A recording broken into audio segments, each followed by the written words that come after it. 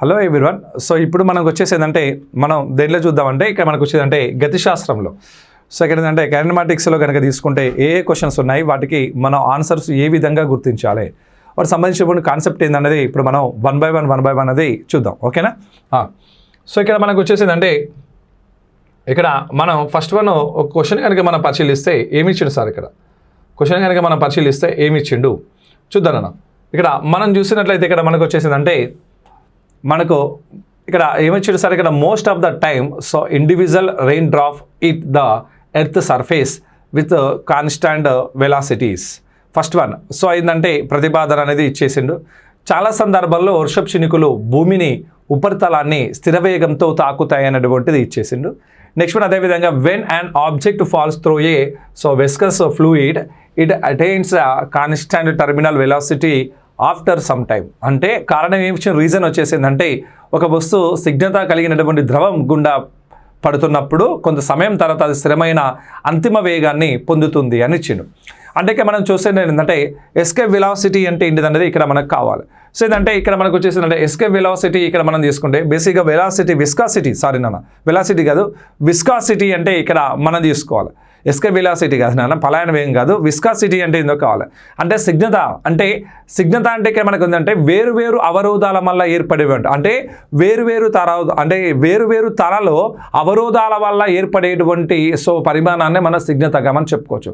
అంటే ఇక్కడ తలాలు తాకినప్పుడు లేకుంటే తలాలు మారినప్పుడు సిగ్నత బలాలు వ్యతిరేకంగా ఉంటాయని మనం చెప్పుకుంటాను. ఫర్ ఎగ్జాంపుల్ ఎట్లా అంటే నాన్న ఇప్పుడు మనం ఏం చేస్తున్నాం, ఒక బకెట్ ఉంది అనుకోండి. సో బావిలోకి బావి నుంచి నీళ్ళు తోడాలి, ఖాళీ బకెట్ కింది పంపిస్తాం, చాలా సులభంగా పోతుంది. అదేవిధంగా బావి లోపల పోయిన తర్వాత నీకేమవుతుంది సార్, ఇక్కడ నీళ్ళు అనేది నిండుతాయి కదా నాన్న.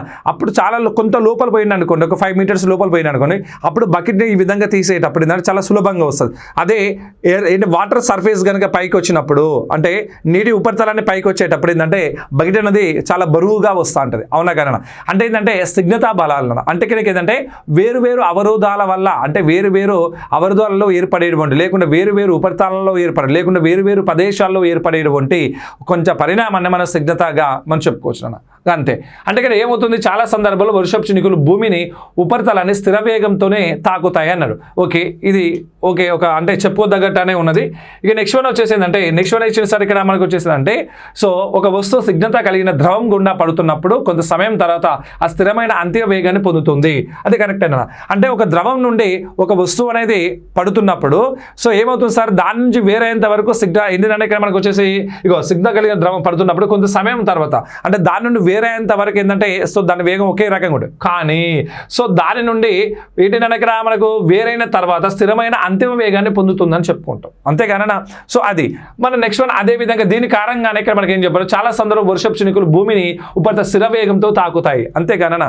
సో ఏంటంటే ఒకటి బాగా గుర్తుపెట్టుకోండి, సిగ్నతా బలాలు పనిచేయనట్లయితే వర్షపు చినుకులు భూమిపైన ఏ వస్తువునైనా బద్దలు కొట్టేంత వేగంతో భూమికి చేరుతాయి. ఈ విషయాన్ని మీరు బాగా గుర్తుపెట్టుకోండి. ఓకేనా? ఇక్కడ సిగ్నతా బలాలు పనిచేస్తున్నాయి కాబట్టి సో వాటి నుండి మనం రక్షించగలుగుతున్నాము. ఓకేనా? సో ఇక్కడ మనకు వచ్చేసి ఆప్షన్ ఏ అసత్యం కానీ 6 సత్యం అంటే ఇది రాంగ్ నాన్న. సో ఏ సత్యం కానీ 6 అసత్యం అంటే ఇది కూడా రాంగు. అదే ఏ మరియు 6 2 సత్యాలు, మరియు 6 అనేది ఏకు సరైనటువంటి వివరణ అన్నాడు. సో అదేవిధంగా ఏ మరియు 6 అనేది ఇక్కడ మనకు 2 సత్యాలు కానీ 6 అనేది ఏకు సరైన వివరణ కాదు అని అన్నాడు. అంటే ఇక్కడ ఏంటంటే ఇక్కడ మనకు వచ్చేదంటే థర్డ్ వన్ అనేది రైట్ ఆన్సర్ అని మనం చెప్పుకోవచ్చు. అంటే ఇక్కడ మనకి ఏమవుతుంది సార్, ఇక్కడ మనకు వచ్చేదంటే ఇక్కడ ఏమవుతుంది సార్, ఇక్కడ 6 అనేది ఏకు సరైన వివరణ. అంతేగాన చాలా సందర్భంలో వర్షపు చినుకులు భూమిని ఉపరితలాన్ని స్థిరమైన వేగంతో తాకుతాయి. అంతేగా వాటి స్థిరమైన వేగంతో తాకుతాయి. ఎందుకు సార్ అంటే ఇక్కడ మనకు వచ్చే కొంత సమయం తర్వాత అదేమవుతుందంటే సో ద్రవ అణువులు అంటే ద్రవం గుండా ప్రయాణిస్తున్నప్పుడు నీకు ఏమవుతుందంటే అవి ఒక స్థిరమైనటువంటి అంతిమ వేగాన్ని పొందుతాయి అనేటువంటి టర్మినల్ వెలాసిటీ పొందుతాయని చెప్పుకుంటాం. అది సో దానికి ఉన్నటువంటి రైట్ ఆన్సర్. ఓకేనా? సో ఇక్కడ నెక్స్ట్ వన్ అన్న క్వశ్చన్ వచ్చేసిందంటే the weight of an object of mass 6 kgs on the surface of the moon. చంద్రుని ఉపరితలంపై 6 kg ద్రవ్యరాశి గల వస్తువు బరువు అనేది ఏ రకంగా ఉంటుంది? సో ఏంటంటే మనం ఒకటి బాగా గుర్తుపెట్టుకోండి, ఇక్కడ చంద్రుని యొక్క మనకేంటంటే స్మాల్ జీ విలువలు కనుక మనం తీసుకుంటే ఇక్కడ మనకు వచ్చేసిందంటే భూమి యొక్క స్మాల్ జీ విలువ అనేది మనకి ఏ రకంగా ఉంటుంది సార్, ఇక్కడ మనకు వచ్చేసిందంటే సో మనం 9.8 అని మనం తీసుకుంటాం. చంద్రుని యొక్క స్మాల్ జీ విలువ ఎంత అని తీసుకుంటాం, 1.6 అని తీసుకుంటాం. అదేవిధంగా సూర్యుని యొక్క స్మాల్ జీ విలువ ఎంత తీసుకుంటాం, 274 అని తీసుకుంటాం. అంటే మీటర్ ఫర్ సెకండ్ స్క్వేర్ అని తీసుకోవచ్చు. అదేవిధంగా ఇక్కడ మీటర్ ఫర్ సెకండ్ స్క్వేర్, అదేవిధంగా ఇక్కడ మీటర్ ఫర్ సెకండ్ స్క్వేర్గా మనం చెప్పుకుంటాం. ఓకే, బాగున్నది. అంటే చంద్రుని ఉపరితలంపై 6 kg ద్రవ్యరాశి గల వస్తువు బరువు అనేది ఏ రకంగా ఉంటుందని కావాలి. సో ఏంటంటే భూమి నుంచి చంద్రునిపైకి వెళ్ళినప్పుడు వెయిట్ అనేది తగ్గిపోతుంది. కానీ ఇక్కడ మనకు వచ్చేసి అంటే బాగా గుర్తుపెట్టుకోండి, ఇక్కడ నీకేం జరుగుతుంది సార్, ఎలాంటి పరిణామాలు గుర్తుపెట్టుకోవచ్చు. ఇక్కడ ఏంటంటే జరిగినటువంటి పని కావాలి, వర్క్ అనేది మనకి జరిగినట్టు తీసుకుంటే ఎంజీ అనేది మనం చెప్పుకోవచ్చు. ఎంజీ అనేది మనం చెప్పుకోవచ్చు, ఇది దానికి ఉన్నటువంటి ఫార్ములా. సో ఇక్కడ ఏంటంటే ఎం అంటే మాస్ ఎంత ఉంది, సో 6 ఉంది. సో ఇక్కడ ఏంటంటే మరి దాని యొక్క ద్రవ్యరాశి కనుక తీసుకుంటే 1/6 అయింది కాబట్టి జీ అనేది ఎంత అయితే మరి ఇక్కడ మరి 10/6 అని అవుతుంది. సో దీన్ని కనుక క్యాన్సిలేషన్ చేస్తే ఎంత వస్తుందన్న 10 అనేది వస్తుంది. అంటే చంద్రుపై వెళ్ళినప్పుడు ఆ వస్తువు యొక్క బరువు అనేది 10గా ఉంటుంది.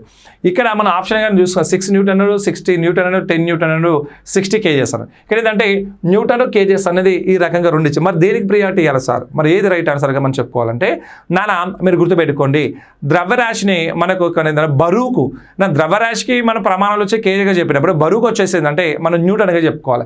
కాబట్టి ఆన్సర్ వచ్చేసింది అంటే థర్డ్ వన్గా మనం చెప్పడం అనేది జరుగుతుంది. బలానికి బరువుకు అదేవిధంగా మనకు వచ్చేది అంటే న్యూటన్గా మనం చెప్పడం అనేది జరుగుతుంది. కాబట్టి ఆన్సర్ వచ్చేసి థర్డ్ వన్ ఆన్సర్ అనేది రైట్ ఆన్సర్ అన్న. ఓకేనా?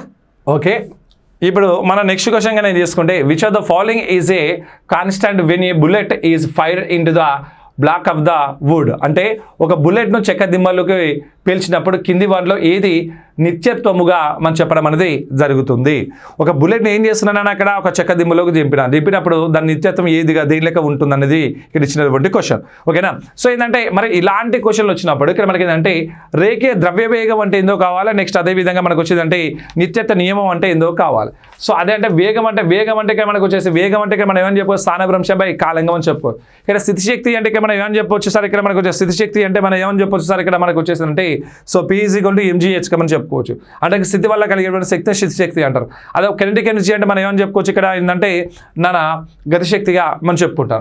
సో ఏంటంటే ఒక బుల్లెట్ చెక్కదిమ్మలోకి పేల్చినప్పుడు ఈ కింది వాళ్ళు ఏది నిత్యత్వంగా ఉంటుందంటే సో ఇక్కడ వేగం అంటే ఇక్కడ మనం ఏమని చెప్పొచ్చు సార్, ఇక్కడ మనకు అంటే అక్కడ వెలాసిటీ ఈజ్ ఈక్వల్ టు ఓకేనా డిస్ప్లేస్మెంట్ బై టైమ్గా మనం చెప్పుకోవచ్చు నాన్న. సో అదే స్థితిశక్తి అంటే ఇది P = mgh గా చెప్పుకోవచ్చు. సో గతిశక్తి కైనెటిక్ ఎనర్జీ అంటే K = ½ mv² గా మనం చెప్పుకుంటాం. అంటే ఇక్కడ మనకు వచ్చిందంటే మరి దీన్ని బట్టి ఒక బుల్లెట్ను చెక్క దిమ్మలోకి పిలిచినప్పుడు ఓకే కింద వాళ్ళు ఏది నిత్యత్వంగా ఉంటుందంటే సో రేఖీయ ద్రవ్య వేగం అనేది నిత్యత్వంగా ఉంటుందని చెప్పుకోరు. కాబట్టి ఫస్ట్ వన్ ఆన్సర్ అనేది రైట్ ఆన్సర్ అన్న. Next one so what is the law that say that action and reaction are equal and opposite. ఇక అందరూ కరెక్ట్ ఆన్సర్ పెట్టే ఉంటారు.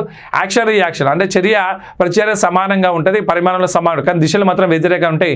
న్యూటన్ 3వ లాగా మనం చెప్పుకోవచ్చు. న్యూటన్ 3వ లా ఏంటన్నా మరి ఇక్కడ థర్డ్ వన్ ఆప్షన్ అనేది రైట్ ఆన్సర్గా మనం చెప్పుకుంటాం. సో అదేవిధంగా మొదటి నియమం అనేది ఏం తెలియజేస్తుంది సార్, మరి మొదటి నియమం ఏం తెలియజేస్తుంది అంటే ఇనర్షియా జడత్వాన్ని తెలియజేస్తుంది. ఓకేనా? అంటే జడత్వం అంటే ఏంటి సార్, ఇక్కడ తనకు తానుగా మార్చుకోలేనటువంటి స్థితినే జడత్వం అంటారు. ఇది జడత్వాన్ని తెలియజేస్తుంది. రెండవ నియమం ఏం తెలియజేస్తుంది సార్ అంటే F = ma తెలియజేస్తుంది. ఇక మూడవ న్యూటన్ విశ్వ గురుత్వాకర్షణ నియమం ఏం తెలియజేస్తుంది అంటే F = G(m1m2) ఓకేనా r² తెలియజేయడం అనేది జరుగుతుంది. ఒక్కొక్క దాన్ని తెలియజేస్తున్నాను. సో కాబట్టి ఆన్సర్ వచ్చేసింది అంటే థర్డ్ వన్ ఆన్సర్ అనేది రైట్ ఆన్సర్. ఈ మూడో నియమం వల్లనే ఆకాశంలోకి పక్షులు ఎగరగలుగుతున్నాయి. సో అదే రాకెట్లు ఆకాశంలోకి ఎగరగలుగుతున్నాయి. ఒక బంతిని గోడ గట్టిగా కొట్టినప్పుడు బంతి అయినా మళ్ళీ తిరిగి వెనక రావడం, ఒక మేకును ఈ గోడకు ఇట్లా సుత్తతో కొడుతున్నప్పుడు మనం ఎంత బలం అయితే మేకు పైన ఉపయోగిస్తున్నాం అంతే బలం మేకు కూడా సుత్త పైన ఉపయోగించడం జరుగుతుంది. సో దీనికి గల కారణం ఏంటంటే న్యూటన్ 3వ నియమంగా మనం చెప్పుకోవచ్చు. ఓకేనా? నెక్స్ట్ వన్ వచ్చేసిందంటే ప్రచోదన. ఇక్కడ మ్యాచ్ ద ఫాలోయింగ్ అని ఇచ్చింది, కింది వాటిని జతపరచుమని ఇచ్చిండు. ఏంటంటే సూత్రం ఇంపల్స్, అదేవిధంగా మూమెంట్ ఆఫ్ ఫోర్స్, అదే మెకానికల్ ఫోర్స్, అదేవిధంగా లా ఆఫ్ కన్జర్వేషన్.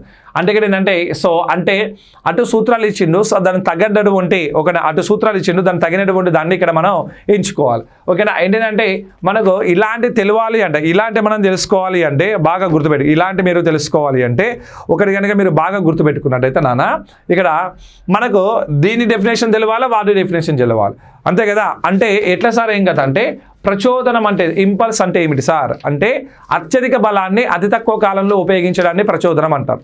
అత్యధిక బలాన్ని అతి తక్కువ కాలంలో ఉపయోగించడాన్ని మనం ఏమని పిలుస్తామంటే ప్రచోదనంగా ఏమని చెప్పొచ్చునా ప్రచోదనంగా మనం చెప్పుకోవచ్చు అంతే కదా.